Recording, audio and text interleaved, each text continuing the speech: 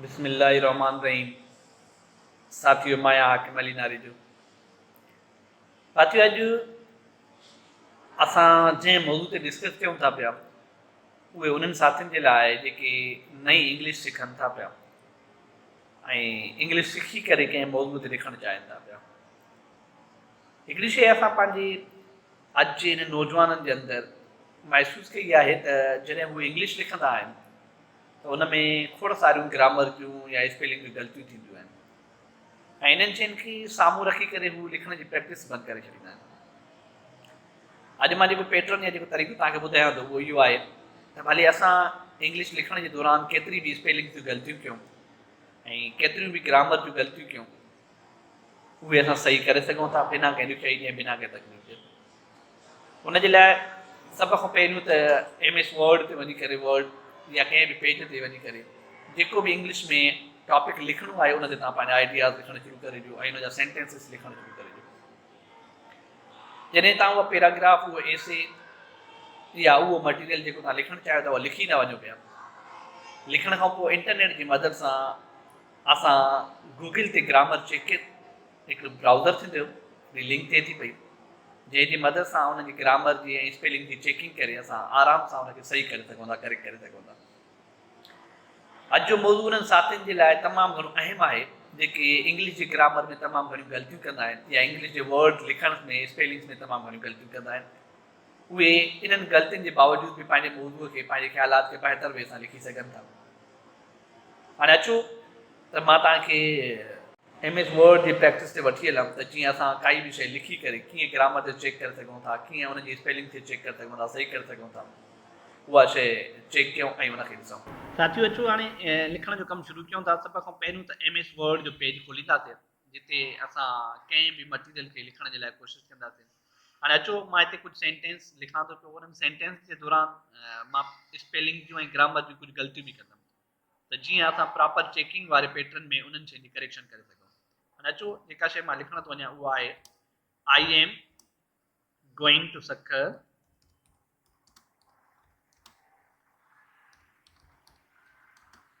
for purchasing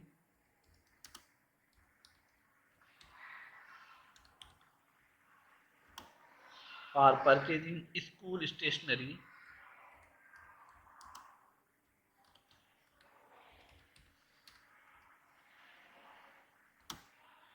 and other material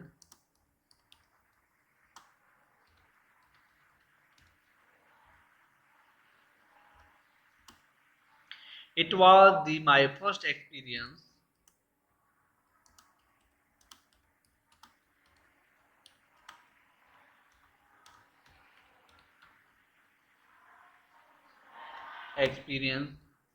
to visit out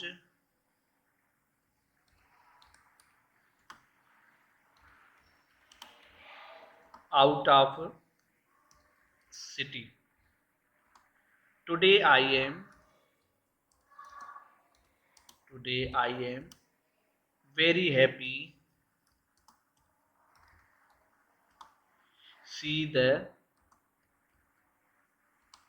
different shop of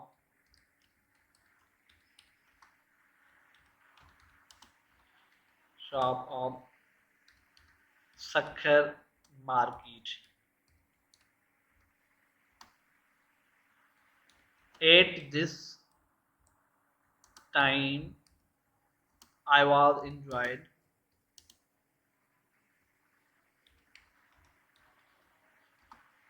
the journey. I wish next time I will visit to Karachi.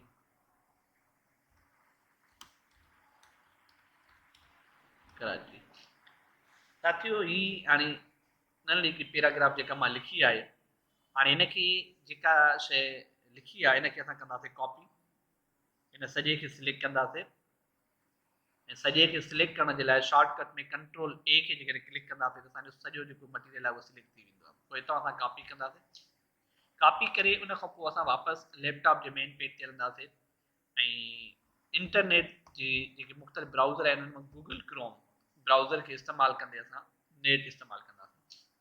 जॾहिं Google Chrome जो main page खुली ईंदो त हे जेको Google जो main browser आहे इन खे असां सिलेक्ट कंदासीं ऐं सिलेक्ट करण खां पोइ हिते लिखंदासीं असां ग्रामर चेकर ग्रामर CHE